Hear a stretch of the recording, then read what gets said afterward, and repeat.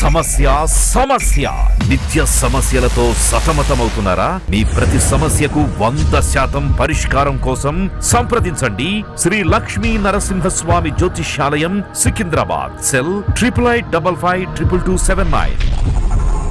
నమస్తే అండి. నమస్తే. ఏ నోట విన్న ప్రస్తుతం తమిళ రాజకీయాల గురించే మాట్లాడుతున్నాం. అది విజయ్ రాజకీయాల చుట్టూ తిరుగుతున్న అంశాలు కావచ్చు, లేదు అనంటే క్యాస్ట్ విషయం కావచ్చు, లేదు అనంటే విడాకుల అంశానికి సంబంధించి కావచ్చు, అంటే తన పర్సనల్ లైఫ్కి సంబంధించి కూడా కావచ్చు. అయితే ఇప్పుడు ప్రస్తుతానికి ఒక సర్క్యులేట్ అవుతున్న వార్త ఏంటి అనంటే, సంగీత గారు నేను విజయ్తో కలిసే ఉంటాను, హీరోయిన్తో ఎవరితోనో ఆయనకి రిలేషన్స్ ఉన్నాయని అంటున్నారు, తను ఎవరో కాదు త్రిష అని చాలామంది అంటున్నారు, కాబట్టి త్రిష గారి పేరుతో మాట్లాడదాం, తను త్రిషని రెండో భార్యగా చేసుకున్న నాకేం ప్రాబ్లం లేదు అని ఒక స్టేట్మెంట్ ఇచ్చినట్టుగా వార్తలు. వాస్తవమేనా? ఇదంతా ఫేక్. ఇలా అయ్యే అవకాశమే ఉండదు. ఎందువల్ల అంటే సంగీత కూడా ఆషామాషి అమ్మాయి కాదు, చాలా పట్టుదల ఉన్న అమ్మాయి, చాలా సెల్ఫ్ రెస్పెక్ట్ ఉన్న అమ్మాయి, చాలా తన మీద తనకి చాలా సెల్ఫ్ కాన్ఫిడెన్స్ ఉన్న అమ్మాయి. అలా ఉన్న అమ్మాయి అసలు నిజంగా ఇవాళ ముఖ్యమంత్రి అవుతున్నాడు అనగానే పరిగెట్టుకుని వచ్చేసే వ్యక్తి అయితే కనుక ఆల్రెడీ అతను తమిళ్లో చాలా పెద్ద హీరోగా ఎస్టాబ్లిష్ అయ్యి ఉన్నాడు, ఫైనాన్షియల్గా కూడా చాలా ఎస్టాబ్లిష్ అయ్యి ఉన్నాడు. అప్పుడే వదులుకునేది కాదు. మనము లాజికల్గా ఆలోచించాలి, అంతేగాని మన బుర్రలో ఏదో ఒక ఆలోచన మెరిసింది దాని ప్రకారం వార్త రాసేయడము, వార్తను ప్రచారం చేయడము ఇది కరెక్ట్ కాదు. ఎందుకంటే మనము ప్రాబబిలిటీస్ చూసుకోవాలి.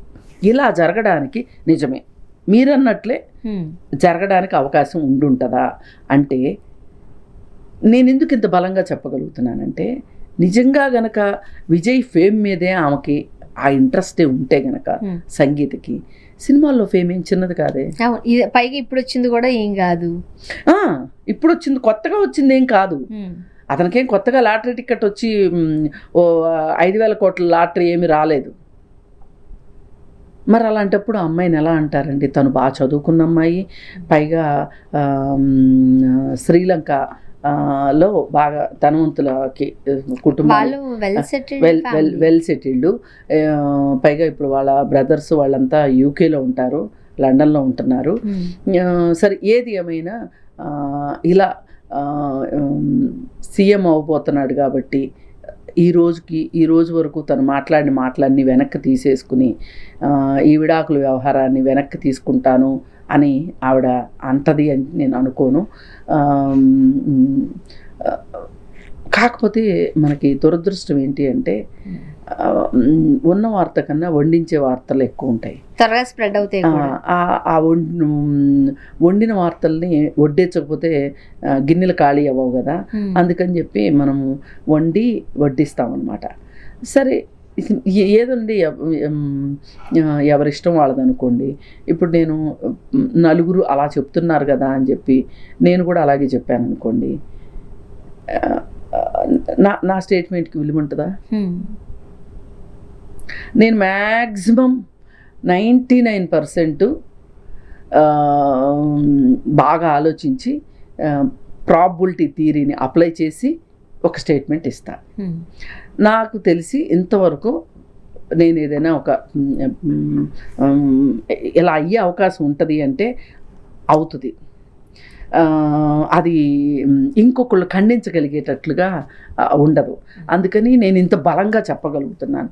ఒక మహిళని ఎంతైతే మట్టుకు భర్తతో తగాదా వచ్చి ఆమె విసిగిపోయి, ఆమె బాధపడి మదనపడి ఆమె ఆ నిర్ణయం దాకా వచ్చింది అంటే ఆమెకి ఏదో కష్టం లేకుండా ఎవరైనా. అండ్ అది కాకుండా ఇదేమి ఫస్ట్ టైం కూడా కాదు, ఎప్పటి నుంచో మా ఇద్దరి మధ్య దీనికి సంబంధించిన డిస్కషన్స్ నడుస్తున్నాయని నేను మాట్లాడను అని చెప్పారు, నేను వెళ్ళను అని చెప్పారు, బట్ అదే రిపీట్ చేస్తూ వచ్చారని కూడా చాలా క్లారిటీగా ఆమె నోట్ చేయడం జరిగింది.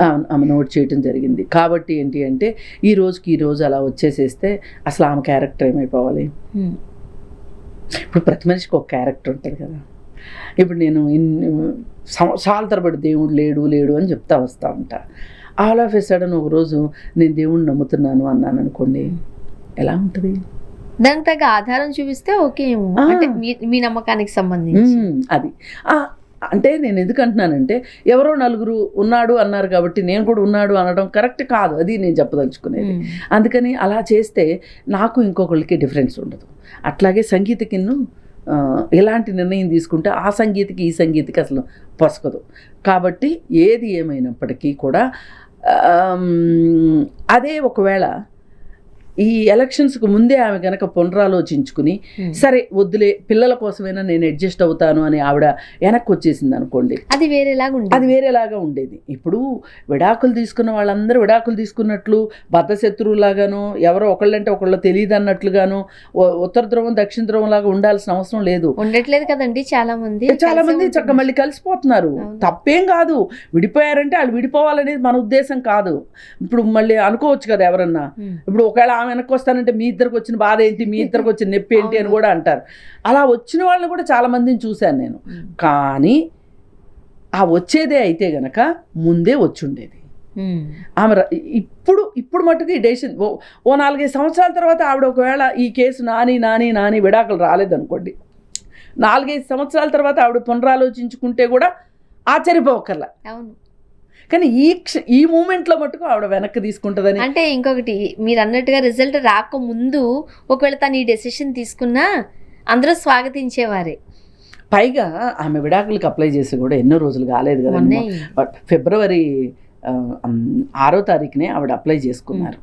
అయితే చాలామంది అనేది ఏంటంటే ఇంట్లో గొడవలు ఉన్నమాట వాస్తవం, వాళ్ళిద్దరికి మధ్యలో పరపొచ్చాలు ఉన్నమాట వాస్తవం. కానీ ఎలక్షన్స్ టైంలో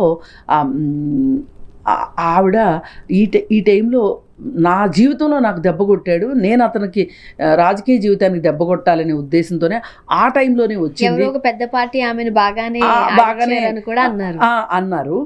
మేబీ అది కూడా జరగచ్చు. ఎందుకంటే ఆ తర్వాత విజయ్ గారు పర్సనల్గా కూడా అటాక్కి గురయ్యారు. నువ్వు త్రిష ఇంటిలో నుంచి బయటికి రావాలి ముందు, ఇలాగా పర్సనల్ గా కూడా బీజేపీ అతను మాట్లాడాడు, ఫస్ట్ నువ్వు బయటకు వచ్చి మాట్లాడు, త్రిష ఇంట్లోంచి బయటకు వచ్చి మాట్లాడు అని. లేదులేండి, అక్కడ విజయ్ పార్టీ పెట్టినప్పటి నుంచి కూడా బీజేపీ వాళ్ళు అతన్ని ట్రై చేస్తున్నారు. అతనికి పాపులారిటీ ఉందని తెలుసు, పిలిచారు కూడా, పిలిచి మాట్లాడారని కూడా తెలుసు మనకి. మాట్లాడారు. అయినప్పటికీ అతను నేను మతానికి కులానికి సంబంధించి నేను ఉండను, నేను లౌకికంగానే ఉంటాను అని అతను అనేసరికి లౌకిక శక్తులతోనే నేను జత కడతాను అంటేనే అని అతను విడిగా పోటీ చేశాడు. ఇప్పుడు కాంగ్రెస్ కూడా ఇతను నేను అదే మాటకి కట్టుబడి ఉన్నాను అని అన్న తర్వాతనే కాంగ్రెస్ కూడా సపోర్ట్ ఇవ్వడానికి సిద్ధపడింది. యాక్చువల్గా కొన్ని మతాలకి సంబంధించి పర్సనల్ అటాక్కి సంబంధించి ఇప్పుడు స్టాలిన్ గారు ఓడిపోవడానికి రీజన్ కూడా ఏం చెప్తారు, సనాతన ధర్మానికి సంబంధించి వాళ్ళనే వ్యాఖ్యలను కూడా ఈరోజు ఓడిపోవడానికి వన్ ఆఫ్ ది రీజన్ అంటున్నారు. కానీ అంటే ఎక్కడా తొణకకుండా చాలా జాగ్రత్తగా డీల్ చేసుకుంటూ వచ్చారు విజయ్ గారు. పర్సనల్ లైఫ్ గురించి మాట్లాడినప్పుడు చాలా చక్కగా చెప్పారు ఆయన. మీ ఇంట్లో గొడవలు లేవా, మీ ఇంట్లో ఇష్యూస్ ఉన్నాయి, అలానే నా ఇంట్లో కూడా ఉన్నాయి, అవి నేను సర్ది చెప్పుకోగలను, అవి నేను క్లారిటీ తీసుకోగలను.